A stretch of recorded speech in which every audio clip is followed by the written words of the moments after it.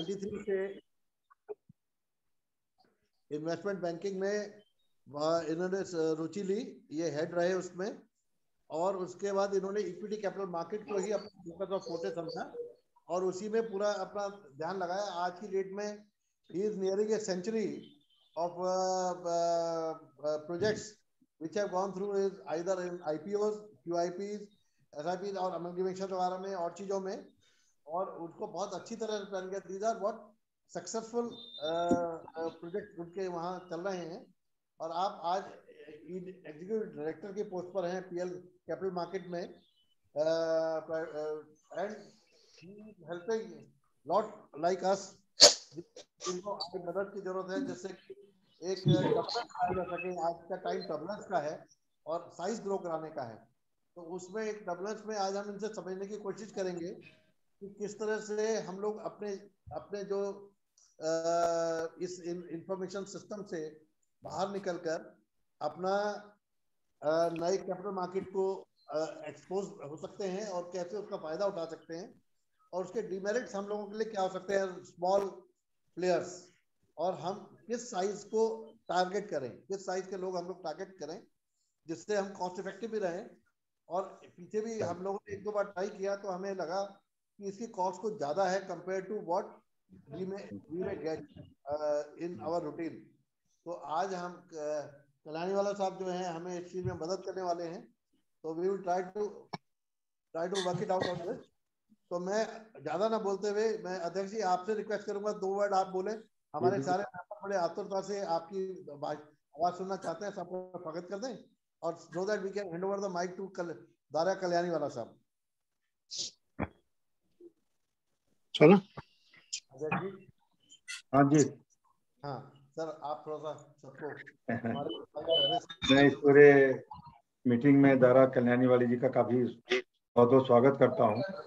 मेरे सभी साथी जो भी स्क्रीन पर मुझे दिखाई पड़ रहे हैं, जो नहीं दिखाई पड़ रहे हैं, सभी का मैं बहुत बहुत स्वागत करता हूँ। और काफी लोगों से मैं 15-20 दिन काफी जुड़ा हुआ नहीं रहा, बाहर रहा, और आज मैं सबसे मिल रहा हूँ। अच्छा लग रहा है मुझे सबसे बात करते हुए। और निश्चित रूप से स्टॉक मार्केटिंग की जो चल रही है, एक्चुअली हम लोगों को बड़ा डर लगता है कि क्या बवाल है, क्या आफत है, क्या नहीं है। जैसे कि छोटे से गांव से जाने वाला आदमी दिल्ली जाने में सोचता है कि क्या बवाल हो जाएगा, बम्बई जाने में सोचता है क्या दिक्कत आ जाएगी। वही डर हम लोगों के मन में रहता है। बेहतर रहेगा कि किसी हमारे आईए के किसी 1 या 2 मेंबर को आप, जिसका भी थोड़ा बहुत इंटरेस्ट हो, उसको एक बार इस मार्केट में ले आए, तो हम लोग देखा तो नहीं कि भाई इसके साथ कुछ गलत नहीं हुआ, हमारे साथ भी नहीं होगा, तो ज्यादा बेहतर होगा। और हम लोग फिर से पहले भी एक मीटिंग हुई थी, मैं समझ रहा था अजय जी के साथ, वो बॉम्बे से आए थे लखनऊ में। तो हम लोग ये डर बना रहता है कि भाई कोई कहता 10 लाख का खर्चा, कोई कहता 20 लाख का खर्चा, कोई कहता 50 लाख का खर्चा, क्या होगा क्या नहीं होगा, कितनी ज्यादा दिक्कतें आएंगी, लीगल आ जाएंगी, कितनी प्रॉब्लम हो जाएगी। जो लोग मौज करते हैं वो मौज करते हैं सब कामों में, और जो हम लोग एक्चुअली MSME के लोग हैं, छोटा काम है लेकिन साफ सुथरा काम करना चाहते हैं, हवा में कैपिटल भी नहीं बनाना चाहते, लेकिन ये भी नहीं चाहते हमारे साथ कोई दिक्कत विशेष आ गए। तो मैं तो आपसे कहूँगा कि इस मीटिंग के बाद 1-2 लोगों को मिलकर किसी तरीके से अगर आप उनको मार्केटिंग में ला पाएँ, इसमें ला पाएँ, स्टॉक मार्केटिंग में, तो निश्चित रूप से हम लोगों का ये भला हुआ कि साहब इसके साथ कुछ नुकसान नहीं हुआ, हमारे साथ भी नहीं हुआ, और हम लोग फिर आगे आगे उसके पीछे पीछे चलने का प्रयास करेंगे।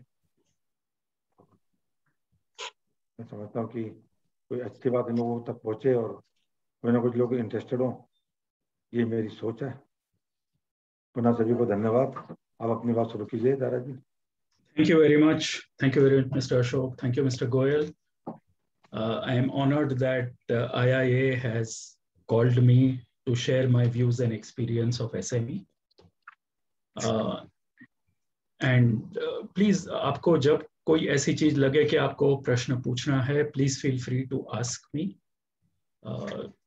थोड़ा काम किया हुआ है SME सेक्टर में, as book running lead manager, as market maker, as underwriter syndicate member. So I'm sure I'll be able to answer most of your questions. With this I start my presentation. एक छोटा सा presentation है, करीब 20-25 minute का होगा, and उसके बाद आपके जो क्वेश्चंस होंगे, आंसर्स होंगे, मैं ले लूंगा. I'll be happy to answer that.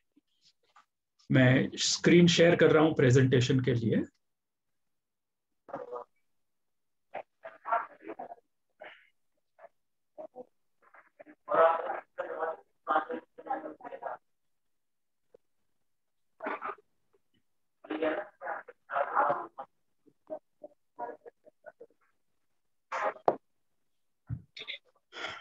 So I represent PL Capital Markets, which is part of Prabhudas Leeladhar Group. PL stands for Prabhudas Leeladhar. ये प्रेजेंटेशन है अपने कैपिटल मार्केट्स के अंदर एसएमई का क्या काम है, कैसे करते हैं. तो मैं एक बैकग्राउंड दूंगा एसएमई के बारे में और क्या आपको बेनिफिट्स हो सकते हैं एसएमई में, लिस्टिंग एलिजिबिलिटी क्या रहती है ताकि आप एसएमई पे लिस्ट कर सकते हैं या नहीं, या कितना साइज होना चाहिए, कौन कौन एजेंसीज लगते हैं. जैसे अशोक जी ने अभी राइटली बताया था कि कई बार लोग बाग आते हैं, बातचीत कर जाते हैं और मालूम नहीं पड़ता है कैसा काम चल रहा है. तो एक काफी सारी एजेंसीज मिलके काम करती हैं, तब जाके एक एसएमई आईपीओ या मेन बोर्ड का आईपीओ आता है. क्या क्या रिक्वायरमेंट्स है कंपनी की, क्या कंसिडरेशंस जाते हैं, एंकर इन्वेस्टर क्या होता है वगैरह. And I will show you how कितना टाइम लग जाता है आईपीओ के अंदर. देखिए, पहले तो ये जानना जरूरी है कि हमारे यहाँ पे दो तरह की एसएमई एक्सचेंजेस हैं. तो एक तो बीएसई लिमिटेड में है और एक एनएसई में है. एनएसई एक्सचेंज की एसएमई को इमर्ज एक्सचेंज बोलते हैं, इमर्ज. बीएसई की एक्सचेंज को एसएमई ही बोलते हैं. ये मान के चलिए कि दोनों एक्सचेंजेस अलग अलग हैं. आपको लिस्टिंग करानी हो तो दोनों में एक साथ लिस्टिंग नहीं करा सकते हैं. आप या तो बीएसई में जाएं या एनएसई में जाएं, दोनों में साथ साथ लिस्टिंग नहीं कर सकते हैं.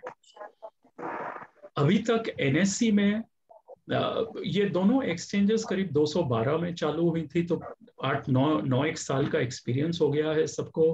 पहला आईपीओ 2013 में आया था. एनएसई में जो आईपीओ आया था वो थेजो इंजीनियरिंग का था. उसके अंदर my company was associated as a member, syndicate member, as an director. तो अभी तक 232 कंपनियां एनएसई पे लिस्ट हो गई हैं, जिनमें से काफी कंपनीज माइग्रेट हो चुकी हैं. प्लीज सर, मैं रिक्वेस्ट करूंगा, जी बोलिए. हमारे ऑफिस में रिक्वेस्ट करूंगा, बाकी सबको म्यूट कर दें प्लीज, जिससे सर को सुन सके हम लोग. श्योर.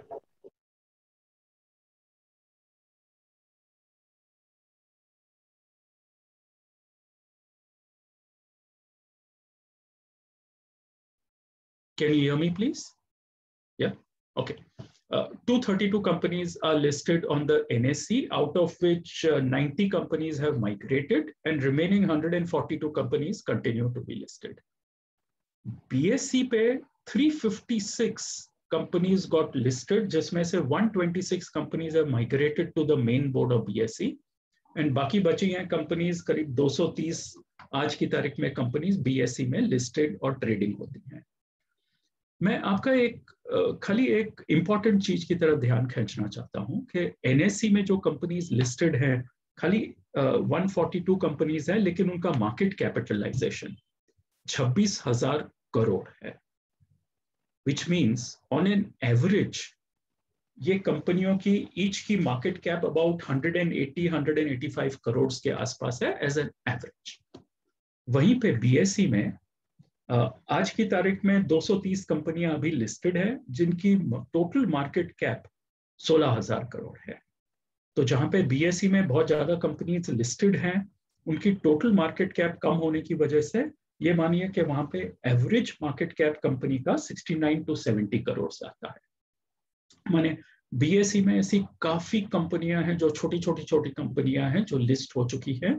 एनएसई में बहुत छोटी कंपनियां लिस्ट नहीं होती हैं.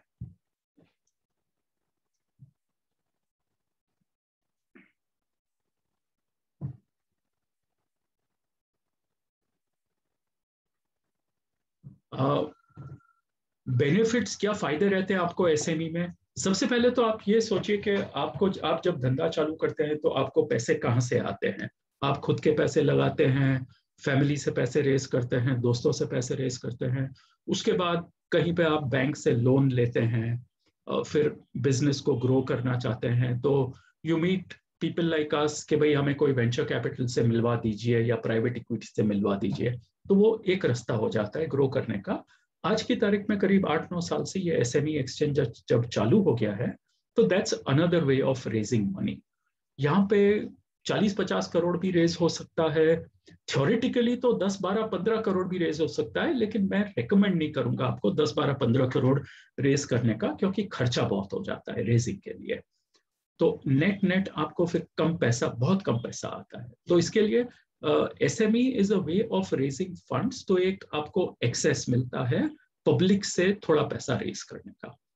आप जब कंपनी चलाते हो, 15-20 साल तक आपने कंपनी चलाई है, उसकी क्या वैल्यू आ रही है किसी को मालूम नहीं होता है, खाली प्रमोटर को लगता है कि हाँ मेरी ये वैल्यू आ रही है। तो एक तरह से SME पे लिस्टिंग करने से आप अपनी कंपनी की वैल्यूएशन अनलॉक कर रहे हैं। वो कैसे अनलॉक कर रहे हैं? बिकॉज एक कंपनी जब लिस्ट हो जाती है तो पहले तो IPO के अंदर बुक रनिंग होता है, उससे एक प्राइस आती है, उसके बाद जिस तरह से कंपनी परफॉर्म करती है उस तरह से सालों साल उसका प्राइस बढ़ते रहता है या नीचे आते रहता है। तो you get to understand what is the true value of my company, मेरा वर्थ कितना है। दूसरा बेनिफिट होता है कि आपकी ब्रांड इमेज बनती है कंपनी की, और जहां पे एक लिस्टेड कंपनी होती है वहां पे बैंक्स भी लिस्टेड कंपनी को अलग तरह से देखते हैं। बैंक्स के भी अंदर ये सुविधा रहती है कि अगर कंपनी लिस्टेड है तो मिनिमम कॉर्पोरेट गवर्नेंस होगा कंपनी का, तो उसके लिए वहां पे इंटरेस्ट रेट थोड़ा सा कम करके देंगे, तो एक क्रेडिबिलिटी बनती है बैंक की, आपकी प्रेस्टीज बनती है, आप लेटर हेड के ऊपर लिख सकते हो listed on stock exchanges in India. आपका शेयर होल्डिंग बेस, अभी तक आपका शेयर होल्डिंग बेस खाली आप थे, वाइफ, फैमिली थी, फ्रेंड्स थे, लेकिन बाहर का कोई आदमी नहीं आ रहा था। यहाँ पे आपके यहाँ पे शेयर होल्डिंग बेस बाहर के आदमी आ जाते हैं। जब बाहर के आदमी आ जाते हैं तो एक रिस्पॉन्सिबिलिटी बनती है आपके ऊपर कि आप बाहर के आदमियों को भी पार्शियल ओनर की तरह ट्रीट करें। तो it's diversifying the share holding base for your company. कई बार इन्वेस्टर्स को एक एग्जिट देनी होती है, आपके फ्रेंड्स ने अंदर पैसे लगा दिए हैं, बहुत अच्छे कोई आपके बिजनेस एसोसिएट्स हैं, उन्होंने पैसे लगा दिए हैं, बट आफ्टर 10 years 11 years वो बोलते हैं यार हमें एक एग्जिट दिला दो यहाँ पे। तो आप SME में लिस्ट कर दें कंपनी को, ताकि इन्वेस्टर्स बाद में वो शेयर्स को बेच सके। दूसरा है it helps to attract, retain and reward talent. आज आपको मालूम है कि at least in cities like Bombay, Delhi etcetera, talent attract करना पॉसिबल रहता है, उनको रिटेन करना बहुत डिफिकल्ट रहता है। बिकॉज जैसे ही किसी की ट्रेनिंग हो जाती है, 2-1 साल हो जाते हैं, वो अपना CV जेब में लेके घूमते रहते हैं, बायोडेटा, कि कहीं पे अच्छी नौकरी मिल जाए, ज्यादा पैसे मिल जाए वगैरह, तो उससे टीम स्ट्रक्चर हर बार हिलते रहता है। लेकिन आप अगर लिस्टेड कंपनी है तो आप एम्प्लॉय को एम्प्लॉय स्टॉक ऑप्शन प्लान दे सकते हो। तो ESOPs देने से आदमी आपसे ज्यादा लंबे अरसे तक जुड़ा रहेगा। क्यों? ESOPs एक ऐसी चीज है जो आपने किसी को 10,000 ESOP दे दिए, उसमें 3,000 ESOP नेक्स्ट ईयर वो उसको शेयर में बदल सकता है, 3,000 उसके बाद बदल सकता है, 4,000 लास्ट ईयर में बदल सकता है। तो ऐसे 4-5 साल की उसकी मिनिमम रिटेनरशिप आपके साथ हो जाती है। तो ESOPs is not possible if you are not a listed company. अगर लिस्टेड नहीं हो आप ESOPs देंगे, मगर उसकी वैल्यू नहीं लगती है एम्प्लॉइज को। आप लिस्ट हो जाते हो तो एम्प्लॉय को उसकी वैल्यू लगती है कि हाँ इसका भाव आ रहा है बाजार के अंदर। आपको एक तरह से तुलना करने के लिए दूसरे बेंचमार्किंग के ऑप्शंस मिलते हैं। आप अपनी कंपनी को अच्छी कंपनियों से कंपेयर करना चाहेंगे ताकि हम किस तरह से बढ़े, तो आप लिस्ट हो गए हैं, जो दूसरी कंपनियां हैं उनको भी आप स्टडी कीजिए, उनसे अच्छी चीजें सीख के उनके भी बेंचमार्किंग अपनी तरफ ले लीजिए।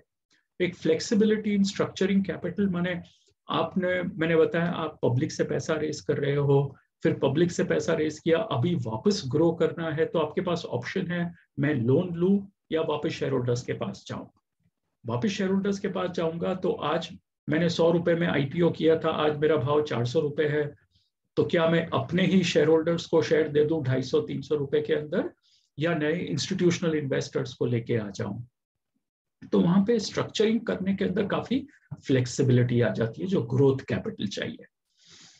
एक तरह से एसएमई में जब लिस्टिंग होती है तो ज्यादा करके देखा गया है कि every company tries to get listed on the main board.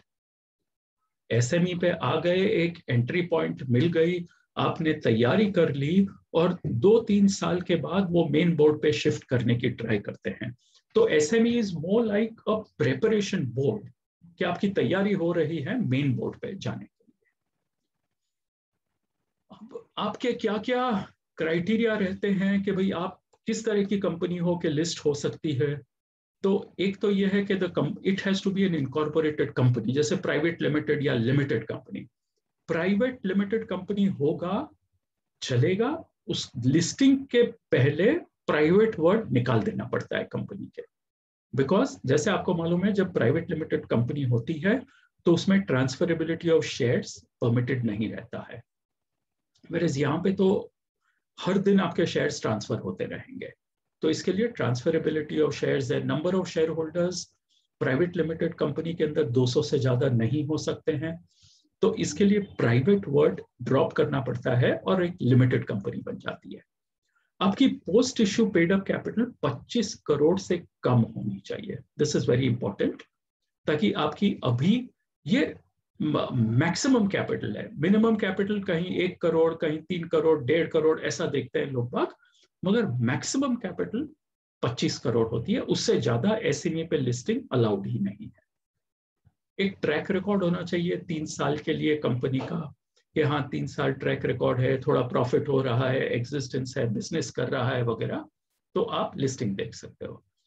Company should have positive cash accruals, चाहे लॉस होता हो कंपनी को, मगर इबिटा लेवल पे, earnings before depreciation and tax, वहां earnings before depreciation and tax के लेवल पे उसको प्रॉफिट होना चाहिए for any of the year out of the preceding 3 year, माने 3 साल जो गुजरे हुए हैं उसमें कोई भी एक साल के अंदर उसको प्रॉफिट होना चाहिए। वो बीआईएफआर की कंपनी नहीं होनी चाहिए, उसमें कोई भी कोर्ट ने ऐसा ऑर्डर नहीं पास किया हो अगेंस्ट कंपनी के वाइंडिंग अप करने के लिए, कोई रेगुलेटरी और डिसिप्लिनरी एक्शन न लिया हो प्रमोटर्स के खिलाफ या कंपनी के खिलाफ, और company should have net tangible assets of 1.5 crore, माने नेट टेंजिबल एसेट्स जिसको हाथ लगा के हम देख सकते हैं, प्लांट मशीनरी वगैरह, वैसी 1.5 करोड़ 1.5 करोड़ की होनी चाहिए। Company should have a website, company should facilitate trading in demat securities. तो आपको मालूम है पहले फिजिकल शेयर्स होते थे, अभी everybody has got dematerialised securities, तो सारे शेयर्स डीमैट कर देने पड़ते हैं। और प्रमोटर्स कंपनी के चेंज नहीं होने चाहिए लास्ट 1 साल के अंदर। तो इतनी ज्यादा तकलीफ वाली बात नहीं दिखती है इनमें कहीं भी मुझे, कि अगर एक कंपनी चल रही है, सो लॉन्ग एज सारे रूल्स रेगुलेशंस फॉलो कर रही है, हमने जुरिस, हमारे पास कोर्ट का कोई ऑर्डर नहीं आया है, बीआईएफआर का कोई ऑर्डर नहीं आया है, तो हम लिस्टिंग के लिए देख सकते हैं। अब यहाँ पे जब लिस्टिंग करवाने जाते हैं तो आपको किन किन आदमियों से संबंध करना पड़ेगा? सबसे पहले आपको अपॉइंट करना पड़ता है a book running lead manager. आप ये मान के चलिए कि ये 10 आदमी की क्रिकेट टीम बन रही है, 11 की बजाय 10 टीम इसमें लगती हैं, तब जाके एक आईपीओ होता है। ये टीम का कप्तान होता है बुक रनिंग लीड मैनेजर। सबसे पहले आपको book running lead manager appoint कर देना पड़ता है। वो बुक रनिंग लीड मैनेजर है जो आपका पूरा ट्रांजैक्शन शुरुआत से अंत तक उसको देखेगा, वो कोऑर्डिनेट करेगा सारे पार्टियों के साथ, वो क्या क्या इंफॉर्मेशन चाहिए, क्या प्रमोटर से प्रमोटर कैपिटल कैसे बिल्डअप हुआ था वो बता के, पूरा एक बायोडेटा जैसे कंपनी का होता है वो पूरा बायोडेटा निकल जाता है डीआरएचपी में, ड्राफ्ट रेड हेरिंग प्रोस्पेक्टस बोलते हैं जिसे। वो करीब 250 से लेकर 400 पेज की एक बुक बनाते हैं हम लोग। तो वो बुक रनिंग लीड मैनेजर, उसके अंदर promoter, industry, capital, profit and loss account, competition, risk factors, memorandum and articles, issue procedure वगैरह सब कुछ उसके अंदर हमको डिस्क्राइब कर देना पड़ता है। तो ये सबसे इंपॉर्टेंट आदमी होता है बुक रनिंग लीड मैनेजर, सबसे पहले इसकी अपॉइंटमेंट होती है। उसके बाद आते हैं लीगल काउंसिल। तो बुक रनिंग लीड मैनेजर आपको रिक्वेस्ट करें, सर अब ये एक लीगल काउंसिल अपॉइंट करना है हमें, ताकि लीगल काउंसिल हमें ड्यू डिलिजेंस के अंदर मदद करता है। वो आपके पास्ट के रिकॉर्ड्स देख के बोलेगा कि हाँ आपने सारे रिकॉर्ड्स बराबर से रखे हुए हैं, फाइलिंग हुई है आरओसी में, कहीं पे चूक हो गई होगी तो उसको कैसे रेक्टिफाई करना है वो भी हम बता देते हैं और उसको कंप्लीट कर देते हैं। पीयर रिव्यूड ऑडिटर रखना पड़ता है। आपको मालूम है आज प्राइवेट लिमिटेड कंपनी हो या लिमिटेड कंपनी हो, कंपनीज एक्ट के मुताबिक ऑडिटर रखना कंपलसरी होता है। लेकिन ऑडिटर्स में भी आज दो तरह के ऑडिटर्स हो गए हैं, एक जो पीयर रिव्यूड हैं और दूसरे जो पीयर रिव्यूड नहीं है। पीयर रिव्यूड वो ऑडिटर्स होते हैं जिनको चार्टर्ड अकाउंटेंट इंस्टीट्यूट ने अलग से सर्टिफिकेट दिया होता है कि हाँ भाई हमारी पीयर रिव्यू कमेटी ने आपको अप्रूव किया है। तो सेबी का ये कंपलसरी रिक्वायरमेंट है कि पीयर रिव्यू ऑडिटर कंपनी में होना चाहिए और तो ही कंपनी डीआरएचपी फाइल कर सकती है।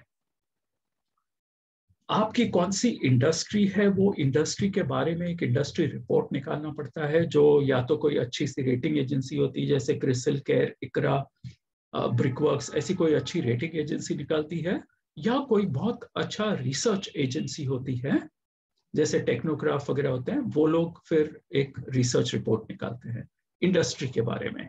वो इंडस्ट्री का रिपोर्ट एक ब्रीफ के अंदर प्रोस्पेक्टस में हमें डालना पड़ता है। आपको एसएमई में एक खासियत यह है कि एसएमई में मार्केट मेकर अपॉइंट करना पड़ता है। ये एसएमई की खासियत भी है, ये पॉजिटिव भी है, नेगेटिव भी है, दोनों तरह से। ये पॉजिटिव इसलिए है कि ये मार्केट मेकर से आपके शेयर्स का हर दिन बाय और सेल का कोट आएगा। नेगेटिव इसके लिए है कि भाई मार्केट मेकर अपॉइंट करने का खर्चा रहता है, और मार्केट मेकर आपकी कंपनी में इन्वेस्ट करे तो क्यों इन्वेस्ट करे, तो उसका एक खर्चा रहता है आपके लिए। आपको प्रिंटर अपॉइंट करने पड़ते हैं जो डीआरएचपी, आरएचपी, प्रोस्पेक्टस, फॉर्म्स वगैरह प्रिंट करते हैं। आज आपको मालूम है सारी बहुत ज्यादा कंपनीज जो हैं वो या बहुत ज्यादा इन्वेस्टर्स जो हैं वो इंटरनेट पे ही अप्लाई कर देते हैं, मगर इंटरनेट पे अप्लाई करने से ये नहीं हुआ कि प्रिंटिंग नहीं चाहिए, उसको बैक एंड में फॉर्म को प्रिंट जरूर से करना पड़ता है, तो उसके लिए हमें प्रिंटेड फॉर्म्स भी चाहिए रहते हैं।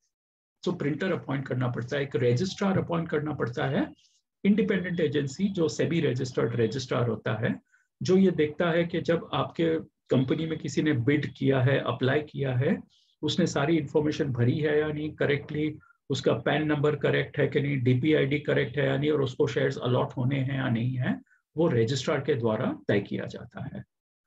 एक एडवर्टाइजिंग एजेंसी की आपको जरूरत पड़ती है कि कॉर्पोरेट इशू एडवर्टाइजिंग, बिकॉज आज की तारीख में ऐसा है जब इतने सारे आईपीओ आ रहे हो तो हर किसी को ये बताना कंपलसरी हो जाता है कि भाई मेरा भी आईपीओ आ रहा है, आप देख लीजिए यहाँ पे पैसा डालने के लिए, तो एक एडवर्टाइजिंग एजेंसी चाहिए। आपको डीमैट शेयर्स कर दिए हैं तो वहां पे डिपॉजिटरी की जरूरत पड़ती है जो कॉर्पोरेट एक्शन करते हैं, माने शेयर्स इशू किए, बोनस शेयर्स दिए या कुछ किए, तो वो शेयर्स डिमटेरियलाइज शेयर्स मैनेज करने के लिए कंपनी पे। और एक बैंकर की जरूरत पड़ती है ताकि जो अप्लाई कर रहे हैं लोग बाग वो बैंक के अंदर एप्लीकेशन जा सके इसके लिए। तो ये 10 आदमी की टीम रहती है which is managed and coordinated by the book running lead manager. जो सबसे पहला अपॉइंटी है BRLM is the most important element in all of these agencies. वो आपको सही आदमी को चुन के लाना पड़ता है। अब ड्यू डिलिजेंस मैंने बता दिया कि करते हैं, तो ये इंपॉर्टेंट है आपको भी मालूम पड़े कि भाई ड्यू डिलिजेंस में क्या करते हैं ये लोग।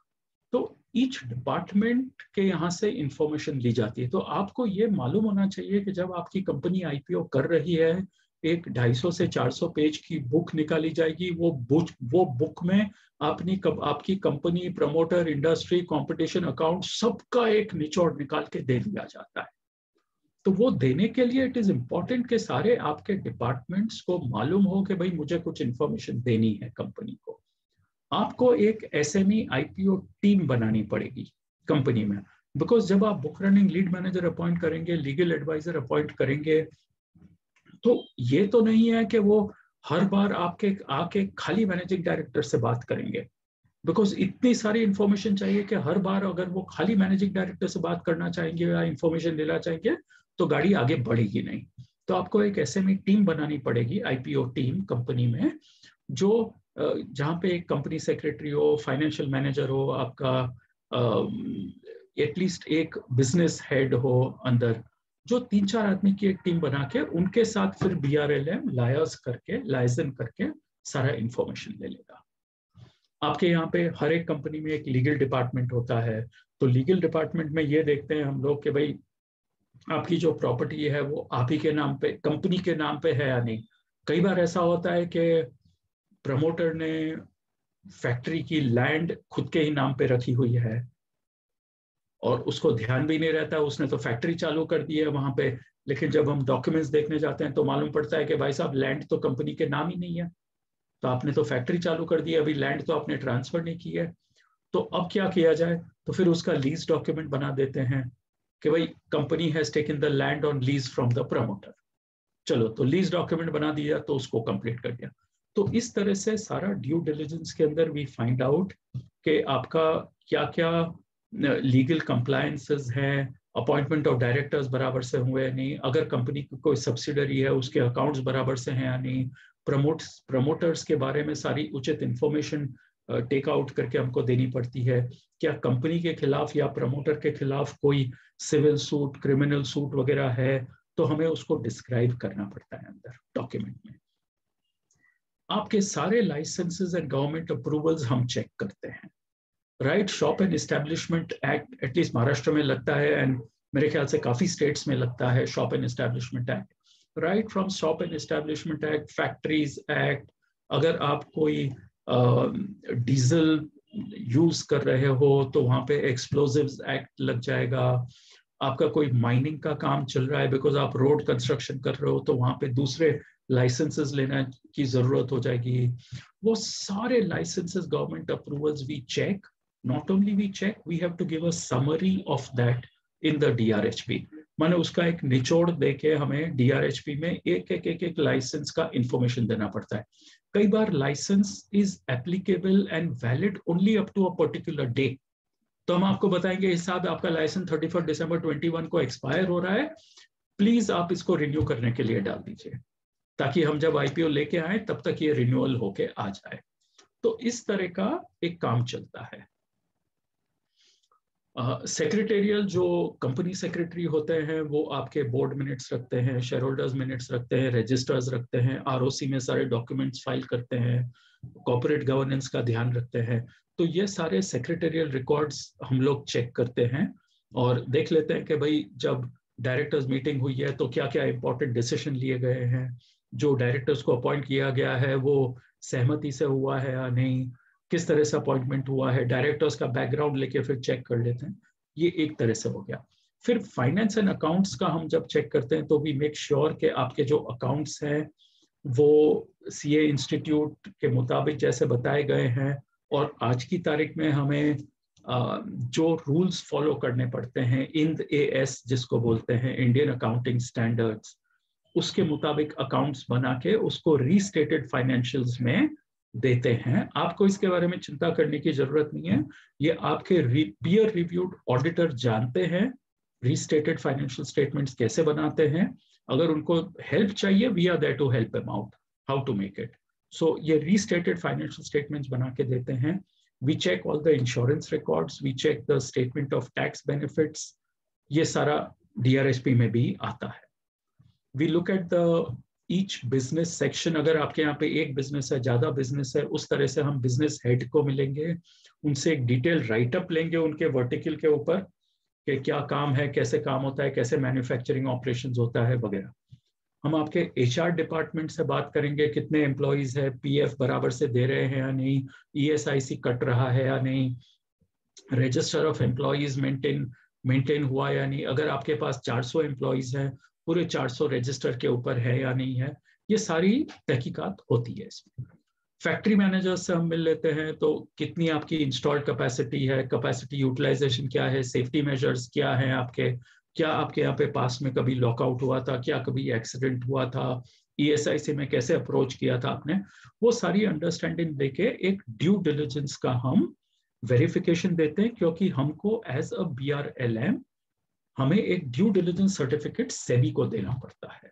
तो इसके लिए it is important that we clear everything, और ये ड्यू डिलिजेंस सर्टिफिकेट जो सेबी को देते हैं उसको हम DRHP में वापस रिप्रोड्यूस करते हैं, प्रिंट करते हैं उसको। आपकी रिक्वायरमेंट्स क्या क्या रहेंगी कंपनी के हिसाब से, तो एक तो आप जब लिस्ट करते हैं SME एक्सचेंज पे, तो एक कॉर्पोरेट गवर्नेंस, ये एक नया टर्म है जो लास्ट मेरे ख्याल से 12-15 साल में बहुत प्रचलित हुआ है, कॉर्पोरेट गवर्नेंस। इसका मतलब यही है कि भाई हम इस तरह से धंधा करें कि हमारी सोसाइटी को नुकसान ना हो, हमें ये देखा जाए कि हम एज अ कंपनी एंटिटी सही काम कर रहे हैं, कुछ गलत नहीं कर रहे हैं, जानबूझ के गलत नहीं कर रहे हैं, गलती हो गई ये बात अलग है। तो इसकी देखरेख के लिए क्या होता है, एक promoter will always be interested कि मेरा प्रॉफिट सबसे ज्यादा हो, चाहे मैं किसी तरह से भी लेके आ जाऊं मगर प्रॉफिट सबसे ज्यादा हो। कई बार प्रमोटर बोलेगा प्रॉफिट कंपनी में ना हो तो चलेगा, मेरी जेब में आ जाना चाहिए। तो कॉर्पोरेट गवर्नेंस ये बात इश्योर करता है कि भाई जो प्रॉफिट हो रहा है वो कंपनी में ही जा रहा है, प्रमोटर की खुद की प्राइवेट लिमिटेड कंपनी में न जाता हो। ये थोड़ी चीजें होती है जो कॉर्पोरेट गवर्नेंस के हिसाब से देखा जाता है। तो कॉर्पोरेट गवर्नेंस में ये हो जाता है कि आपको इतने मेंबर्स बोर्ड चाहिए, एक कमिटी रखनी पड़ती है, आपको ऑडिट कमिटी अपॉइंट करनी पड़ती है, आपको स्टेक होल्डर्स कमिटी अपॉइंट करनी पड़ती है, रेम्यूनरेशन कमिटी अपॉइंट करनी पड़ती है। सो ये डायरेक्टर्स, इंडिपेंडेंट डायरेक्टर्स अपॉइंट करने पड़ते हैं। आपके इतने इंडिपेंडेंट डायरेक्टर्स होंगे, इतने नॉन एग्जीक्यूटिव डायरेक्टर्स होंगे आपके, ये एक कंपनीज एक्ट के मुताबिक आपको देना पड़ता है। तो this gives some comfort to the investors कि corporate governance is at a high level या गुड लेवल।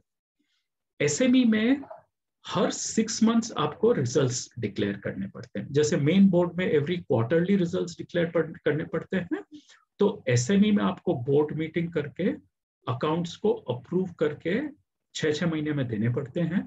और जैसे ही बोर्ड मीटिंग खत्म हो जाती है उसके 15 मिनट के बीच में, 15 मिनट के अंतर में आपको वो रिजल्ट्स SME एक्सचेंज को मेल कर देने पड़ते हैं। आपको लिस्टिंग करने के लिए इट इज इंपॉर्टेंट कि आप अच्छे नॉन एग्जीक्यूटिव डायरेक्टर, जिनको इंडिपेंडेंट डायरेक्टर्स भी बोलते हैं, नॉन एग्जीक्यूटिव इंडिपेंडेंट डायरेक्टर्स अच्छे आदमी आने चाहिए आपके बोर्ड के ऊपर। And it is necessary and compulsory कि at least 1 woman director is there on the board. ये कंपल्सरी है सारी कंपनियों के लिए। एक बार आप लिस्ट हो जाते हैं तो ये भी ध्यान में रखिएगा कि आपको जो क्रूशियल डेवलपमेंट हो रहा है, नया ऑर्डर मिला है, कोई आपके स्टेट गवर्नमेंट से, आपको यूपी गवर्नमेंट या कहीं से आपको 50 करोड़ 500 करोड़ का ऑर्डर मिले हैं अच्छे अच्छे, तो वो आप पीरियोडिक लेवल्स पे इंफॉर्मेशन देते रहें। आप इंपॉर्टेंट इवेंट्स को देते रहेंगे, ये डिस्क्लोज करते रहेंगे स्टॉक एक्सचेंज को। आपको इन्वेस्टर रिलेशंस रखने पड़ेंगे।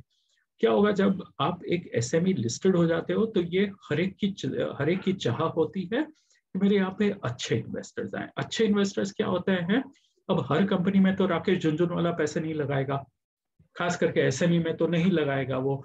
तो हम कैसे अच्छे इन्वेस्टर्स लेके आ सकते हैं, जो इंस्टीट्यूशन इन्वेस्टर्स होते हैं, जो कंपनी को बराबर से स्टडी करके, प्रमोटर्स को स्टडी करके, कंपनी का ग्रोथ प्रोफाइल देख के फिर कंपनी के अंदर इन्वेस्ट करते हैं। ऐसे इंस्टीट्यूशनल इन्वेस्टर्स को लेके आते हैं, तो उनको every 6 months we have to meet them, either virtual meeting या physical meeting, and keep them updated कि भाई हमारा धंधा ऐसा चल रहा है, अभी पेट्रोल का प्राइस बढ़ रहा है, इससे मेरे बिजनेस में क्या इफेक्ट आएगा, या अभी चिप नहीं आ रही है चाइना से तो उससे मेरे बिजनेस में क्या इफेक्ट आएगा। तो वेरियस तरह से हम इंस्टीट्यूशनल इन्वेस्टर्स को अपडेट देते रहते हैं। आप जब SME के लिए तैयारी कर रहे हो, तो what is important is all the compliances, कि भाई जितने आपके पेंडिंग लीगल मैटर्स हो वो सारे सॉर्ट आउट कर दे या उसको बता दे हम डॉक्यूमेंट के अंदर। आपको अगर प्रमोटर के बीच में कुछ ट्रांसफर करने हो शेयर्स, तो भाई आप चाहते हो आपके बेटे को शेयर होल्डर बना दे, डायरेक्टर बना दे, तो लिस्टिंग तक मत रुकिए, उससे पहले ही बेटे को भागीदार बना दीजिए, उसको शेयर होल्डर बना दीजिए अंदर, ताकि उसको आप डायरेक्टर बना सके कंपनी के अंदर। तो जो भी आपको पहले करना है वो आईपीओ करने से पहले ही ये पूरा रिस्ट्रक्चरिंग कर देना पड़ता है। मार्केट में एक विजिबिलिटी क्रिएट करनी पड़ती है ताकि लोग बाग आपकी कंपनी को देखेंगे। अभी आईआईए ने भी काफी काम किया है ताकि एक विजिबिलिटी लाए नॉर्थ इंडिया के अंदर, चाहे वो एडवर्टाइजमेंट से हो, चाहे वेबसाइट लगा के हो, चाहे ऐसे इवेंट्स जैसे आज कर रहे हैं वैसे करके। तो एक विजिबिलिटी इज नेसेसरी, तो ही आपकी मेंबरशिप भी बढ़ेगी। उसी तरह से आपकी मार्केट विजिबिलिटी होगी तो ही शेयर होल्डर्स भी आपके यहाँ पे आएंगे।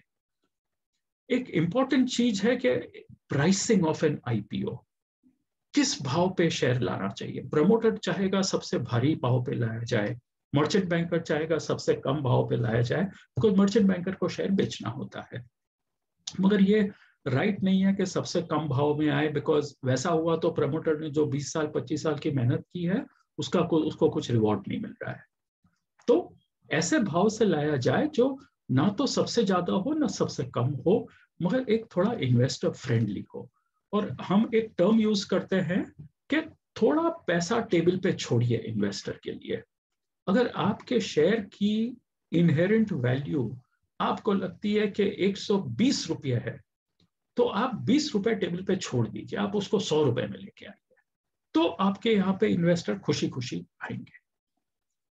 टाइमिंग बहुत इंपॉर्टेंट है। अभी जैसे लास्ट 1 साल से हम देख रहे हैं जो आईपीओ आ रहे हैं सब सक्सेसफुल जा रहे हैं। खाली एक पेटीएम छोड़ दो या 1-2 छोटे आईपीओ और छोड़ दो, बाकी काफी आईपीओ सक्सेसफुल जा रहे हैं। तो ये टाइमिंग अच्छा आ रहा है आईपीओ के लिए। तो ऐसा टाइमिंग इज वेरी इंपॉर्टेंट। जैसे मोदी जी ने सरकार बनाई, उसके पहले के टाइम में करीब 9 महीने तक एक भी आईपीओ नहीं आया था। मोदी जी ने जैसे ही सरकार बनाई 2014 मई के अंदर, उसके बाद धनाधन आईपीओ आने शुरू हो गए। तो timing is also important. Size of the issue, अब आपको कितना पैसा रेज करना है, आप किस चीज के लिए पैसा रेज कर ले, क्या आप लोन रीपेमेंट के लिए पैसा रेज कर रहे हैं, या आप नई फैक्ट्री के लिए पैसा रेज कर रहे हैं, या आप खुद घर ले जाने के लिए ऑफर फॉर सेल कर रहे हैं। ये सारी चीजें देख के एक साइज ऑफ द इशू तय किया जाता है। एसएमई में आप 10 करोड़ 15 करोड़ का भी इशू ला सकते हो, मगर मेरी आपसे विनती है, एक रिक्वेस्ट है कि प्लीज इतना छोटा इशू मत सोचेगा, बिकॉज खर्चा बहुत हो जाता है।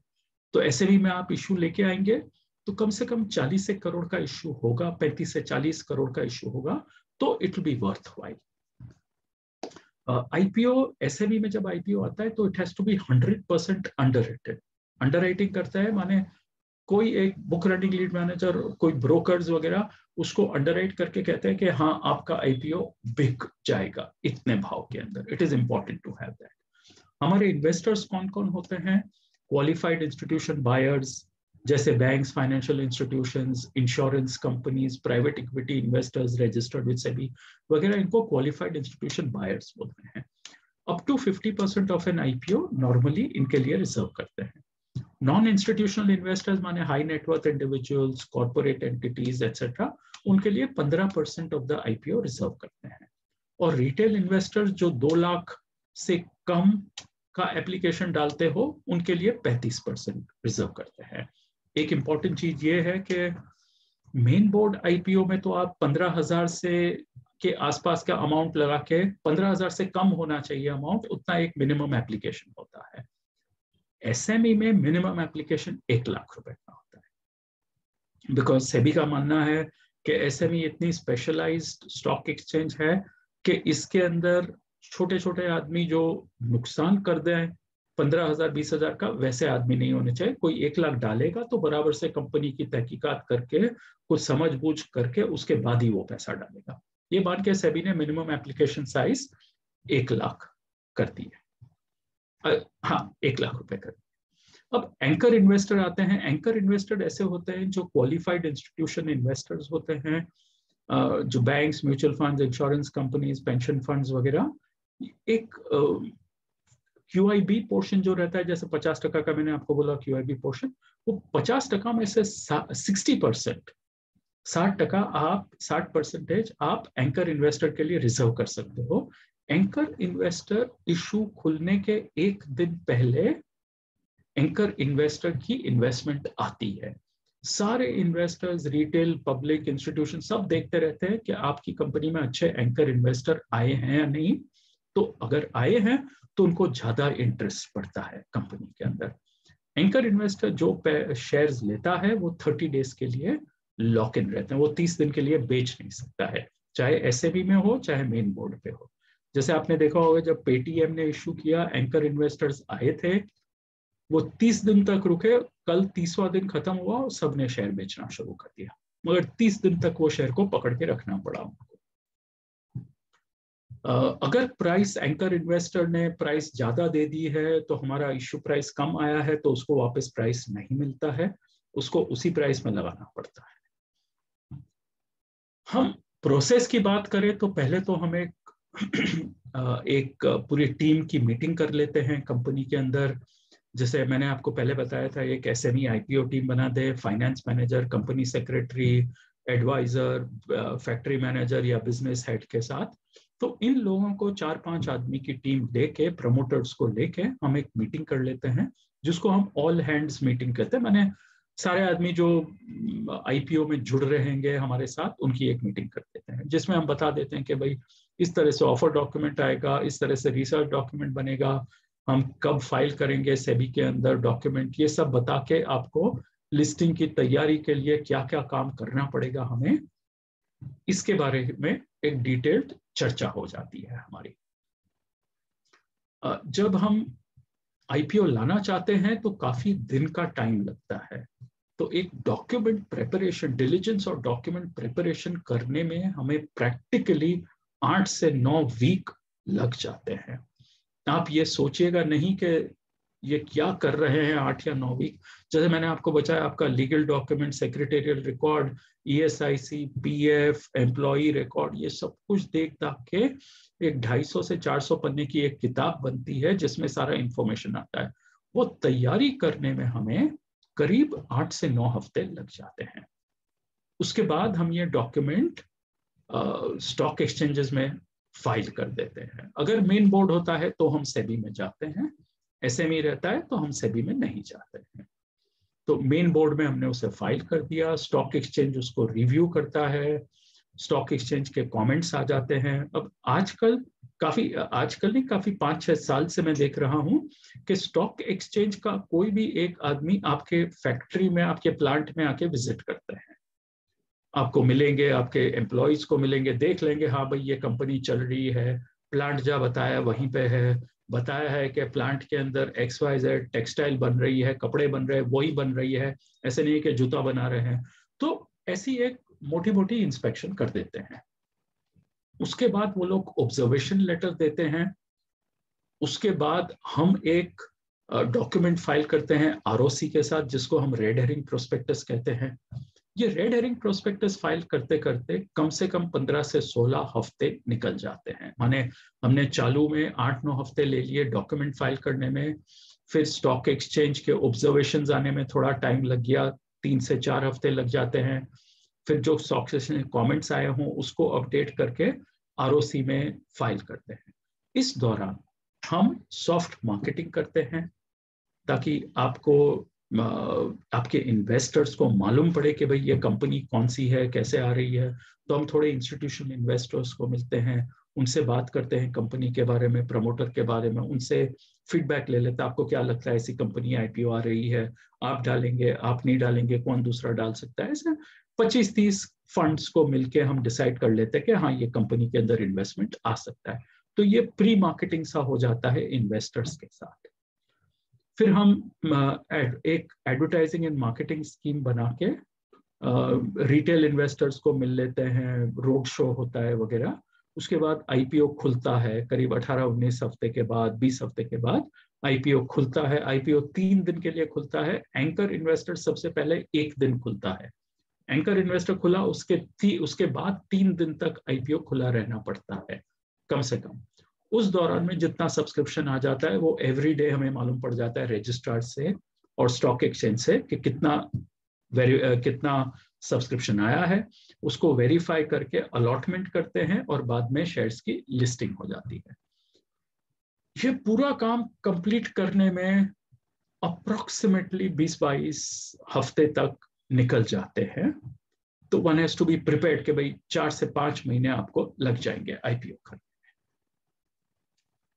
आप एक बार एसएमई पे लिस्ट हो गए, उसके बाद आपको रेगुलर अपडेट्स देना पड़ता है, board meeting every quarter hold करनी पड़ती है, half yearly results every 6 months देने पड़ते हैं, share holding pattern stock exchange को एवरी क्वार्टरली देना पड़ता है, अगर आपने कभी शेयर्स प्लेज किए हैं तो उसके बारे में इंफॉर्मेशन देना पड़ती है, और सारी लिस्टिंग फीस आपको रेगुलरली भर देनी पड़ती है। आपने एसएमई में लिस्टिंग कर दी, अब आप ग्रोथ कर रहे हो तो आप उसको मेन बोर्ड पे लेके जाना चाहेंगे। तो मेन बोर्ड हो गया आपका एनएसई या बीएसई या दोनों पे जाना चाहेंगे, तो तब तक आपका मार्केट कैप कम से कम 25 करोड़ का होना चाहिए, पेड अप कैपिटल 10 करोड़ का होना चाहिए, आपको स्पेशल रेजोल्यूशन चाहिए, थोड़ी सी चीज करनी पड़ती है। उसके बाद 2 साल का मिनिमम अंतर रहता है, उसके बाद आप मेन बोर्ड के ऊपर ट्रांसफर हो सकते हैं। वो ट्रांसफर प्रोसेस को हम माइग्रेशन बोलते हैं। ये हर एसएमई कंपनी का एक गोल रहता है कि हम कब माइग्रेट हो जाएं मेन बोर्ड के ऊपर 2 साल के बाद। फायदा ये होता है माइग्रेशन का कि जैसे एसएमई आईपीओ में एक एक ट्रांजैक्शन, एसएमई स्टॉक एक्सचेंज में एक एक ट्रांजैक्शन कम से कम 1.25 लाख रुपए का होते रहता है, एक एक ट्रांजैक्शन। माने आपको शेयर्स खरीदने हैं एसएमई में तो कम से कम 1 से 1.25 लाख रुपए चाहिए आपको, जबकि मेन बोर्ड में आप एक शेयर भी खरीद सकते हो, चाहे वो शेयर 50 रुपए का हो, चाहे 200 का हो, चाहे 1000 का हो। तो वैसी फ्लेक्सिबिलिटी एसएमई में नहीं आती है। तो इसके लिए हर कोई देखता है कि मैं कब एसएमई से ग्रो करके मेन बोर्ड पे आ जाऊं। मेन बोर्ड पे आने का फायदा ये रहता है, आपको विजिबिलिटी ज्यादा मिल जाती है, इन्वेस्टर्स ज्यादा मिल जाते हैं आपको।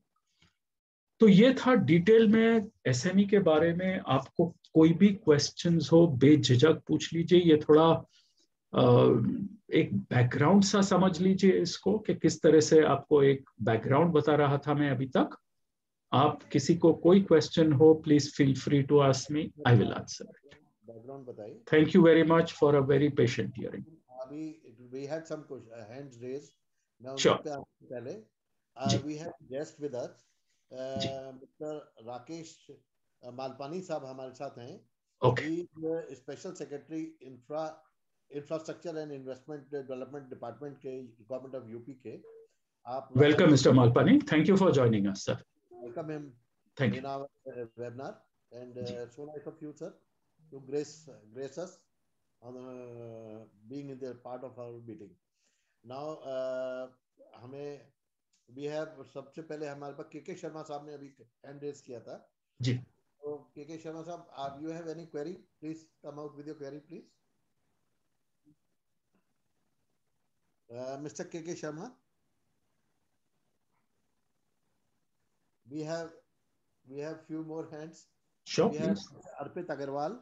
Mr. Arpit Agarwal, please raise your query, please. Unmute कर दीजिए मिस्टर अग्रवाल, आप अभी म्यूट पे हैं।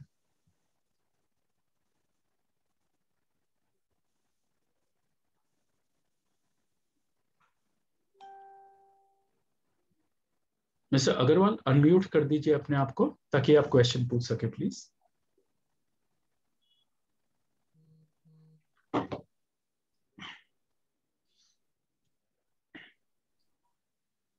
Hello, am I Audible?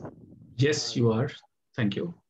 Sir मेरा एक ही क्वेश्चन है कि इसमें हम लोग ये एसएमई आईपीओ में आने के लिए ये रिक्वायरमेंट है कि हम लोग कोई पब्लिक लिमिटेड कंपनी ही होनी चाहिए या फिर? जी हाँ, नहीं, public limited company is compulsory. This is a requirement of companies act, companies act 1956 and companies act 2013। तो उसमें भी ये कंपलसरी है कि it has to be a corporate body, only a corporate body can be listed. ये securities control regulation act SCRA जो बोलते हैं उसके मुताबिक भी only a corporate entity can get listed on a company, on a stock exchange. Okay, and corporate entity ऐसी है sir, you can have a private limited company और a public limited company.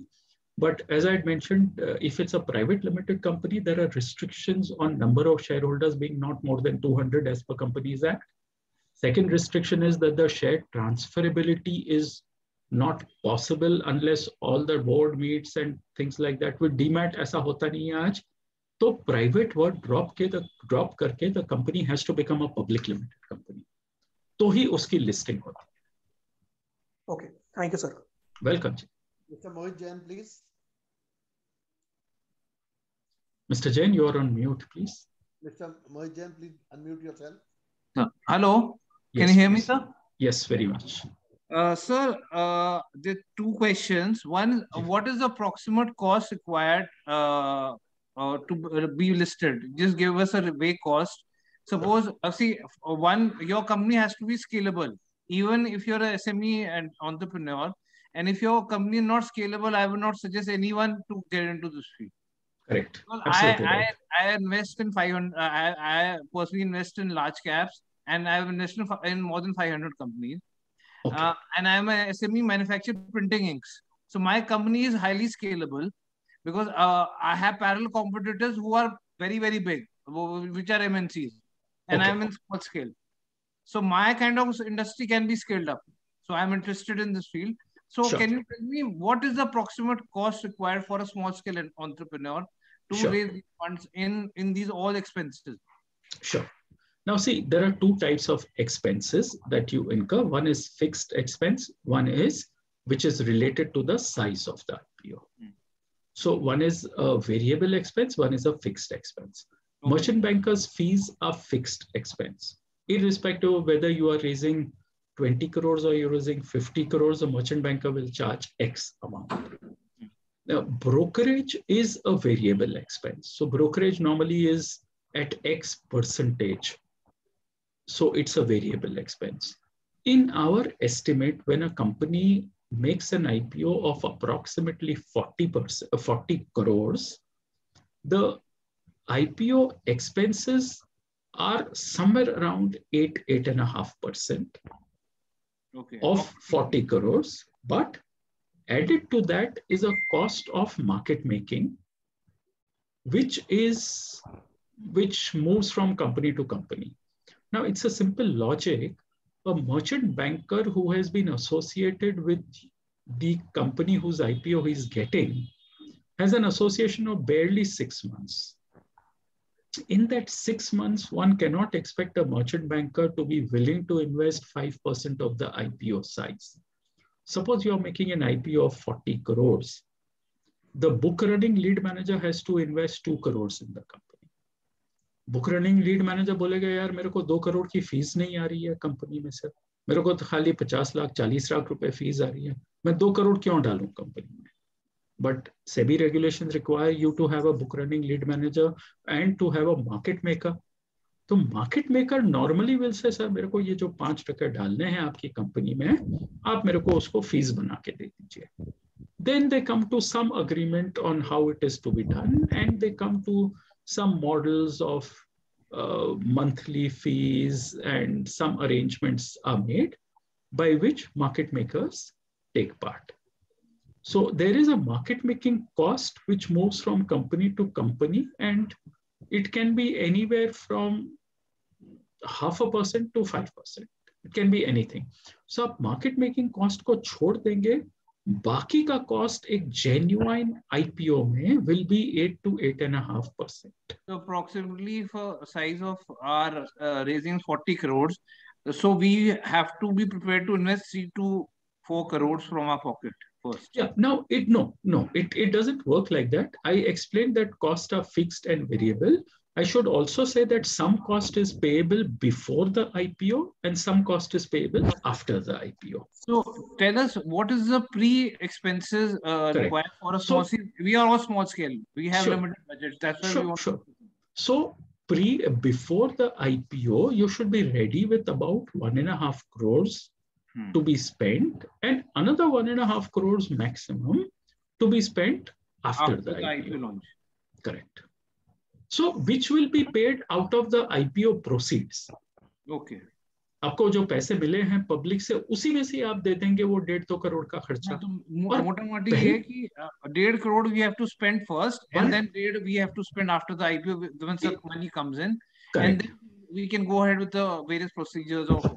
Correct, absolutely right. But 1.5 crore भी ऐसा है कि it has to be spent in installment, सब कुछ upfront नहीं। अपफ्रंट आपको ज्यादा में ज्यादा 20-25 लाख रुपए आपको होते हैं, फिर आपने डॉक्यूमेंट फाइल किया, स्टॉक एक्सचेंज से अप्रूवल आ गया, उसके बाद थोड़ा खर्चा होगा, थोड़ा मार्केटिंग का खर्चा होगा, आपने कहीं पे कॉन्फ्रेंस करा है उसका थोड़ा खर्चा होगा, तो ऐसे करके खर्चा बिल्डअप हो जाएगा।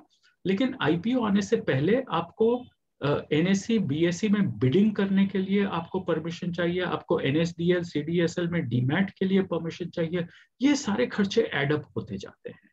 Agreed. That is the reason. Thanks a lot. Welcome.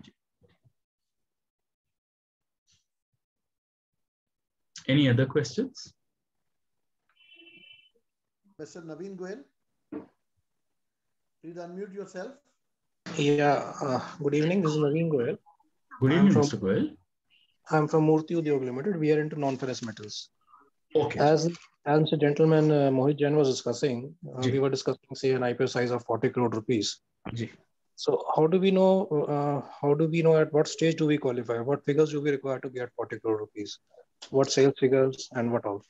So now it's like this. Broadly, if one see how does a company get valued? Yeah. So valuation moves from nature of industry to the size of profit you have earned. Now, when we look at profit, we look at the operating profit that a company makes, and not profit from non-operational income like rental, interest income, scrap sale, वो सब छोड़ दीजिए, बाकी हम actual profit में ध्यान करें। अगर आपको 40 करोड़ का IPO करना है, which means your value of the company before the IPO should be in the vicinity of 120 to 140 crores before the IPO, जिसको pre-IPO value कहते हैं. So if you have a pre-IPO value of 120 to 140 crores, then you will be able to raise 35 to 40 crores. To get a value, pre-IPO value of 120 to 140 crores, we have to see what multiple will be applicable to you. कितना time price earnings आता है. SME IPO में ज्यादा करके देखा गया है 15 से 18 टाइम का प्राइस अर्निंग के ऊपर कंपनी लिस्टिंग होती है. तो अगर हमें 120 करोड़ 140 करोड़ का IPO चाहिए, तो अगर आपका प्रॉफिट आफ्टर टैक्स 8 से 9 करोड़ 10 करोड़ है, तो it will be possible to do an IPO of 40 crore. Otherwise scale it down to 30 crore. 30 crore करेंगे तो जो मैं आपको 8.5% बोल रहा था as a cost may go up to 9.5% cost, चाहे 10% हो जाए, उससे ज्यादा नहीं होगा. So does this help you, Mr. Goyal? So yeah, target is if you have, see, we are not so much concerned with the top line, we are concerned with the profit after tax. So if your profit after tax is 8 to 9, 10 crores, then your pre-issue worth of the company will be 130, 140, 150 crores. In which case it is possible to raise 30 to 40 crores in the company. But sir, I would say if an MSE or MSME has a profit of PAT of 8 to 10% and earning around 8 to 10 crore rupees, say at 100%. Yeah, 8 to 10 crore. So agar 120 crore pe, that is approximately %. If a company has a PAT of 8%, so does it actually need to go for an IPO? Yes, it does require. I have done an IPO of a company called Rashtriya Polypack. You can see it. It's listed on the NSE Emerge. Now it has migrated to the main board of NSE. I did an IPO when the company's top line was 110 crores and profit was 9 crores, profit after tax. It wanted to set up another plant, which was going to cost us anywhere close to 35 to 40 crores. Plus, don't forget that a company, when it is setting up a new plant, also requires working capital. Normally, all the companies are stretched for working capital. So a part of the IPO proceeds can be used for working capital. Part of the IPO proceeds can be used for setting up the new plant. Part of the IPO proceeds can be used to repay expensive loans that the company would have taken. So where a company is making 8 crore profit, it is not sufficient to set up a plant, because then you will have to borrow heavily in order to set up a plant. When you start borrowing, your credit rating gets upset. When your credit rating gets upset, your interest cost goes up. At the same time, without a strong balance sheet, a bank will not be happy to keep on extending loans. So even though you are making 8 to 9 crores profit, if you are in a growing industry, you want to keep growing, you will have to raise money. Like our idea of getting into this IPO and all is moving from debt to equity. Correct. Because our main, since we are into non-ferrous, the profit margins are very low. At like 8 is quite a huge. I mean, we work at something like less than 1% being into non-ferrous metals. Okay. Top line is okay, but PAT is quite, in percentage terms, we cannot have that much of PAT. So how do we get there? देखिए sir, ऐसा है, if one is saying that the PAT is only 1% or 2%, then the whole business has to be re-looked at. Why are you in business for 1 and 2% profit after tax? So volumes are सारा पैसा बेच के आप bank में लगा दीजिए ना, आपको बैंक में फिक्स डिपॉजिट 6% मिल जाती है. तो आप इतनी मेहनत करके 500 एम्प्लॉय को एम्प्लॉय करके रात दिन की मेहनत करते हो और लास्ट में 1 या 1.5 या 2% कमाते हो, तो फायदा क्या हुआ सर? बैंक में डाल दीजिए फिक्स डिपॉजिट, है ना? तो इसके लिए interest, that is why we intend to move from. Correct. Now look at it this way कि अगर मेरा इंटरेस्ट कॉस्ट नहीं है, तो will I be able to touch 7-8% of PAT? If I'm able to touch 7-8% of PAT and I see growth in my business, तो आप एक IPO करिए. Objective of the IPO will be to repay the debt. Perfect. Otherwise, you are working only for the banks. You are not working for yourself, because a good part of your revenue is going to the banks. I agree. Whereas a good part of the revenue should be going to you and to your employees. I agree. In that case, do an IPO only to repay the loans. Does that help you, Mr. Goyal? Yeah, of course, sir.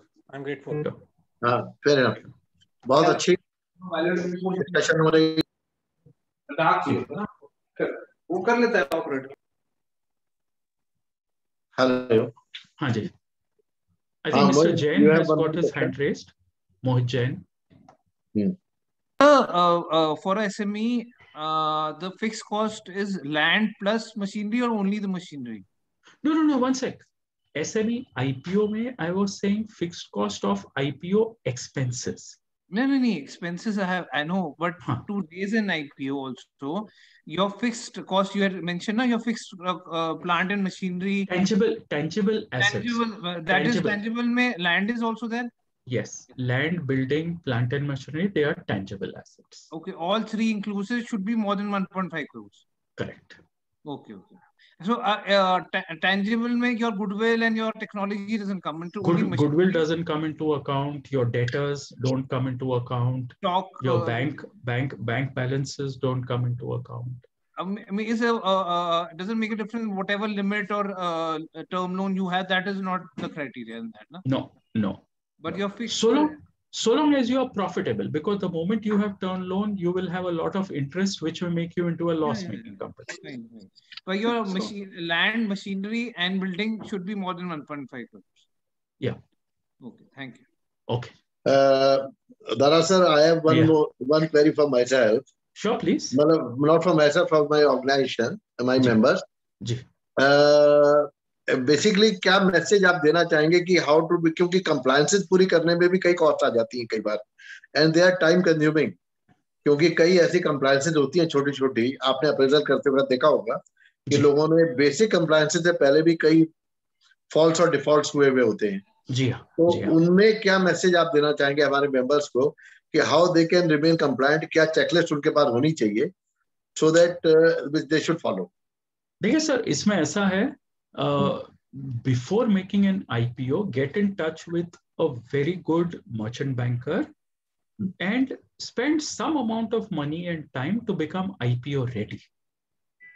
IPO ready. अब आप company चला रहे हो 15 साल से 20 साल से आप कंपनी चला रहे हो, कई बार हमने ऐसे भी देखे हैं जहां पे कंपनी में शेयर इश्यू कर दिए हैं मगर आरओसी के अंदर इन्फॉर्म नहीं किया है। आरओसी में कैपिटल, ऑथोराइज कैपिटल नहीं बढ़ाया है मगर कंपनी ने शेयर कैपिटल इश्यू कर दिया था। कई बार ऐसा हुआ है प्रमोटर ने खुद की जेब से पैसे डाल दिए अंदर प्लांट एंड मशीनरी में, तो टोटल इन्वेस्टमेंट आता है प्रमोटर का या कंपनी का खाली 3 करोड़ और एक्चुअल इन्वेस्टमेंट जो प्लांट एंड मशीन वो 5.5 करोड़ का। भाई बैलेंस कहाँ से? अरे सर कैश में डाल दिया था हमने। तो वैसी चीजें फिर डिफिकल्ट हो जाती है कंट्रोल करने में। मगर आप एक थोड़ा खर्चा करके अगर pre IPO ready, IPO readiness करने के लिए मुझे क्या क्या करना है, उसके लिए आप किसी को अपॉइंट कर दीजिए and let him check out everything कि आप आईपीओ रेडी हो गए या नहीं। तो जो भी आपके थोड़े नॉन कंप्लायंसेस होते हैं उसको रेक्टिफाई कर सकते हैं। आज की तारीख में ऐसा कोई नॉन कंप्लायंस नहीं है बारिंग कि अगर किसी को जेल टर्म हो गया है या किसी के ऊपर कोई मर्डर का केस लग गया है something which then that person can not make an IPO. अगर if he is a economic offence वाला आदमी हो he can not make an IPO. ऐसे सब छोड़ के जो दूसरे होते हैं they are all recognise, they are all रेक्टिफाइबल।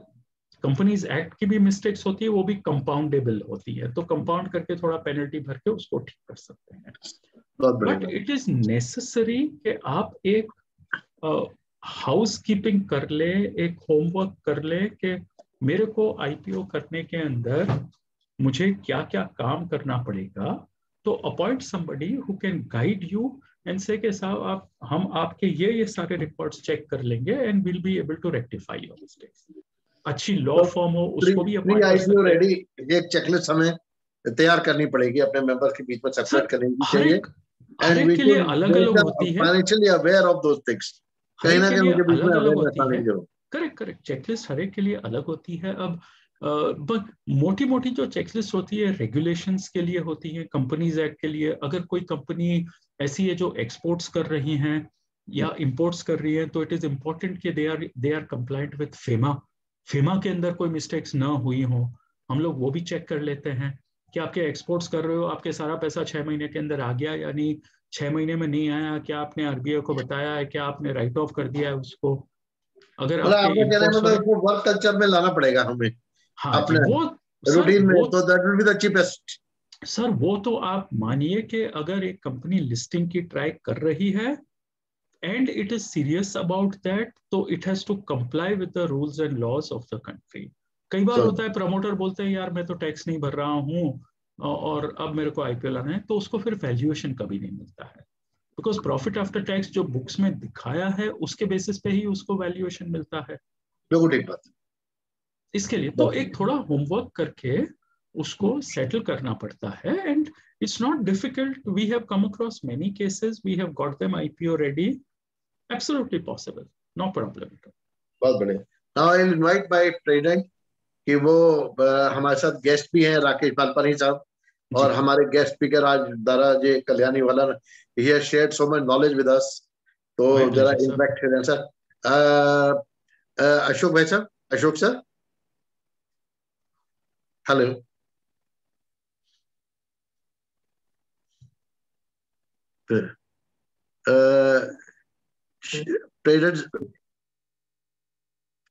Explain किया हर चीज को। Thank you sir. लेकिन बस समस्या ये बात की आती है कि भाई इतना हम लोगों के बहुत सारे के इतने चांसेस नहीं है कि भाई 4 करोड़ 2 करोड़ पे एकदम खर्च कर सकें या 20 लाख 30 लाख रुपए। लेकिन फिर भी इसके कुछ फायदे भी हैं कि अगर हमें किसी और प्लांट को लगाना जाना है, हमको मार्केट से कैपिटल अगर लेनी है, अपने आप को बढ़ाना है, अपने दायरे से बाहर निकलना है, वो छलांग ऊंची लगानी है, तो एक बार पीछे जाके तो कूदना पड़ेगा। अनुसार हम अगर बैठे बैठे सोचेंगे कुछ संभव नहीं है। दादाजी ने काफी अच्छा इसमें हम लोगों को समझाया बताया। निश्चित रूप से कुछ ना कुछ लोगों का जरूर भला होगा, ऐसी मेरी सोच है। बहुत बहुत धन्यवाद। Thank you very much. So very nice. मैं इस बारे में 2-3 बात अपनी छोटी सी कहना चाहूंगा अध्यक्ष की परमिशन से। इससे डेफिनेटली कैश फ्लो बेटर होता है, और 8% कॉस्ट आपने बताई है, तो 8% कॉस्ट फाइनेंस की भी आई रही है 7 से 8% की जी। और कैपिटल कॉस्ट ये वन टाइम है, आगे कॉस्ट लोअर हो जाती है। करेक्ट। और उसके साथ डेट की भी पोजीशन एक्सपेंड करती है with time, because you have equity on hand, तो डेट की पोजीशन भी separately debt equity ratio maintain करने के लिए दिस एक्सटेंड्स वेल। बट इस मॉडल को हम लोग अपने यहाँ पहले डिस्कस करेंगे, अब मशवरा कराते हैं आपको अपनी मीटिंग्स में। I will try to work on these issues कि कैसे ये, और ये जो आपने बताया कि प्री होमवर्क जो करने की जरूरत है, ये बहुत इंपॉर्टेंट फैक्टर है, जिससे कि कल्चर सबके यहाँ आए, हेल्दी कल्चर बने। So very nice of you sir, thank you very much, thank you sir, thank you Rakesh Balpani sahab, आपने भी समय निकाला, और सभी मेंबर्स का बहुत बहुत धन्यवाद सर, धन्यवाद।